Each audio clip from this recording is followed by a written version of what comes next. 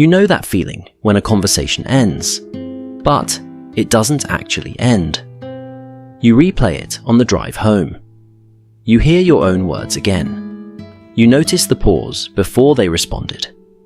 You analyze their tone, the way their eyes shifted, the text they sent 3 hours later that felt slightly different than usual. And by the time you're done thinking about it, the moment has become something else entirely.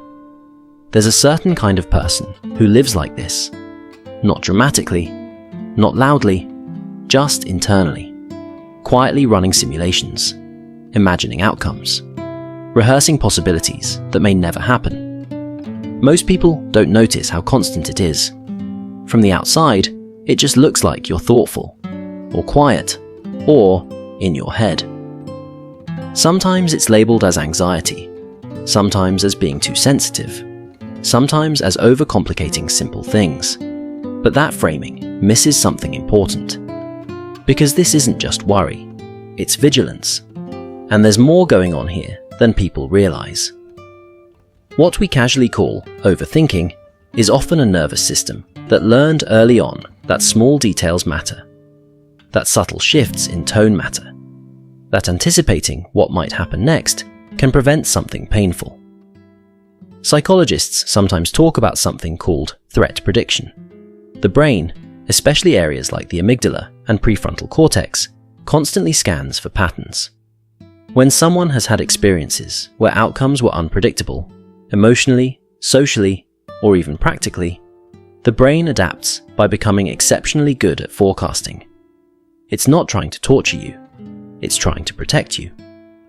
Research on anxiety and rumination shows that the mind doesn't replay events because it enjoys suffering. It replays them because it's searching for control. It's asking, what did I miss?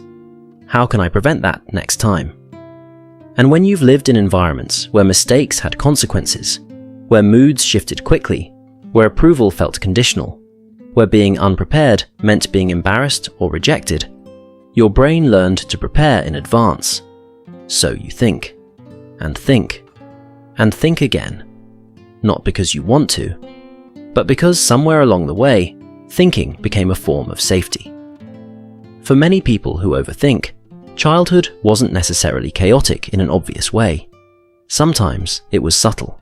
A parent who was loving but unpredictable. A teacher who shamed small errors. A social circle where belonging felt fragile. When your nervous system grows up in that atmosphere, it adapts. It becomes highly attuned. It notices micro-expressions.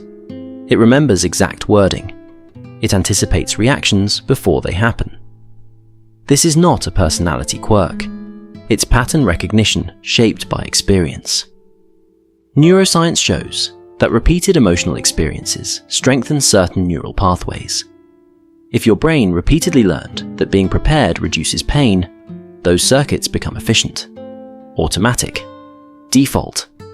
Over time, thinking ahead feels necessary. Relaxing feels irresponsible. And here's the part that often goes unspoken. Overthinking is not just about fear. It's also about care. You replay conversations because you value relationships. You analyze decisions because you want to get them right. You imagine worst-case scenarios because you don't want to hurt anyone, or be hurt. There's depth in that. But there's also a quiet cost. The same brain that can anticipate 10 outcomes in a minute can struggle to be present in the only moment that's actually happening. The same sensitivity that makes you perceptive can make neutral situations feel loaded. The same caution that protects you can keep you from resting. It's a trade-off. And trade-offs are not moral failures. They're adaptations. Behavioral science often distinguishes between productive reflection and rumination. Reflection leads somewhere. Rumination loops. The difference isn't intelligence. It's whether the nervous system feels safe enough to stop scanning. When safety is internalized, thinking slows down naturally. When safety feels conditional, thinking becomes constant. There's a paradox here that many overthinkers quietly carry. You crave certainty, but your mind generates more uncertainty the longer it runs. You search for the perfect conclusion. But each conclusion branches into 3 more possibilities. So you stay in motion, internally exhausted, externally composed, and because you often function well, show up on time, meet expectations, think deeply, people don't always see the effort it takes.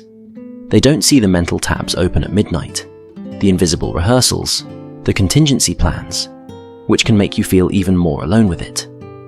But here's something important. Overthinking is not a sign that something is wrong with you. It's a sign that your mind learned to be responsible early. It learned that preparation equals protection. And while that strategy may no longer be necessary in the same way, your nervous system updates overnight. It updates through repeated experiences of safety, through moments where nothing catastrophic happens when you let a thought go, through relationships where you're not punished for imperfection. Different people are wired differently.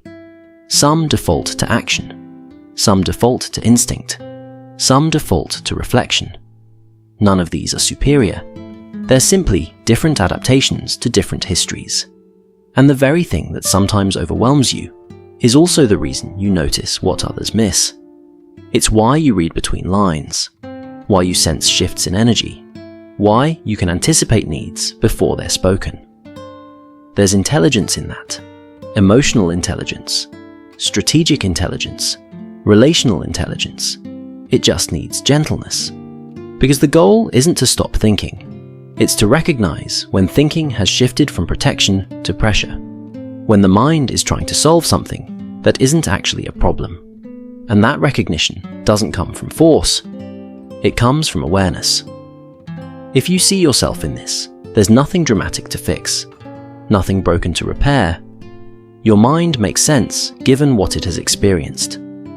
Sometimes what feels like too much is simply a system that hasn't yet learned that it can rest. And rest is not carelessness, it's trust. If this resonated, there's probably another layer of you that works the same way. Quietly adapting, quietly protecting, quietly carrying more than people realize.